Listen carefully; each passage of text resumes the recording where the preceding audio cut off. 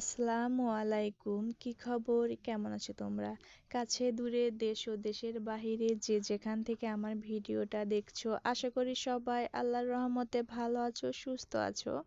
আমরা আলহামদুলিল্লাহ ভালো আছি। আজকে সকালে আমি একটা দেশি মোরগ জবাই করেছি। মোরগটা কিন্তু সাইজে অনেক বড় ছিল। এটা কিন্তু বাজারে বিক্রি করলে 600 বা 650 এরকম দাম হতো। মানে অনেক বড় সাইজের মোরগটা ছিল। আর দেশি মোরগ বড় করে খেলে কিন্তু অনেক মজা হয়, যেহেতু এটা নিজের পালের মোরগ, এজন্য কিন্তু অনেক বড় করা হয়েছে। আর এই গ্রামে কিন্তু বেজি শিয়াল এদের হাত থেকে মুরগি মানে যে রক্ষা করা কিন্তু খুব কঠিন, এদিকে ছেড়ে দিলে কিন্তু অনেক অসুবিধা হয়। আর আমরা এটা কিন্তু খাঁচায় পালন করেছি, এজন্য বড় হয়েছে। আর এই যে এখানে বড় মোরগ, তাই আমি এখানে অর্ধেকটার মতো মাংস রান্না করেছি, আর কিছুটা মাংস আমি রেখে দিয়েছি সাপার আব্বুর জন্য। আর এখানে কিন্তু আমি হাঁটা পা, তারপর চামড়া গিলা এগুলোটাই বেশি রান্না করেছি, কারণ সে এগুলো পছন্দ করে না। তো আমরা মাংস রান্না টান্না করে খেয়ে তারপরে দুপুরের আগে আগে মেয়ে বলতেছে একটু পেয়ারা মাখা করে দাও। আর আমি এখান থেকে যে তেঁতুল দিয়ে মরিচ সরিষার তেল দিয়ে পেয়ারাটা মাখিয়ে দিচ্ছি। এভাবে পেয়ারা মেখে খেলে কিন্তু অনেক মজা লাগে। আর আমার বাজারে কেনা পেয়ারা মাখা কিন্তু ভালো লাগে না। আমার এখানে তেঁতুল দিয়ে পেয়ারা মাখাটা অনেক ভালো লাগে এবং অনেক পছন্দের। তো এজন্য আমি পেয়ারাটা মানে বাড়িতে কিনে এভাবে বেশি মাখিয়ে খাই। আর এই যেটা খেতে কিন্তু দারুণ মজা ছিল।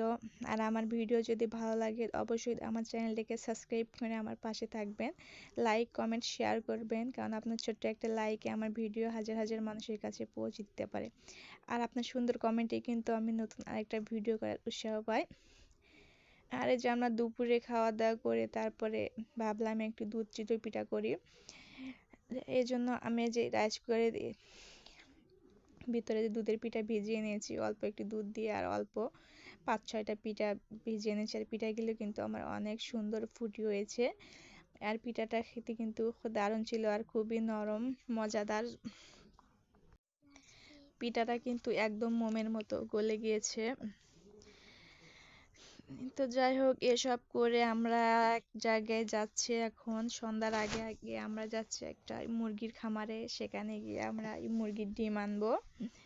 মানে আমাদের বাড়ির আর আরেক পাড়া আর কি, সেখানে মুরগির ফার্ম আছে, তো ওখানে আমরা যাচ্ছি ডিম কেনার জন্য।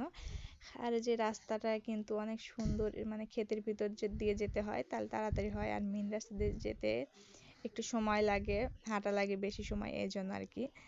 আর এই যে কি সুন্দর সরিষার ক্ষেত, গ্রামের সুন্দর মনোরম পরিবেশ কিন্তু মনকে একদম মুগ্ধ করে ফেলে।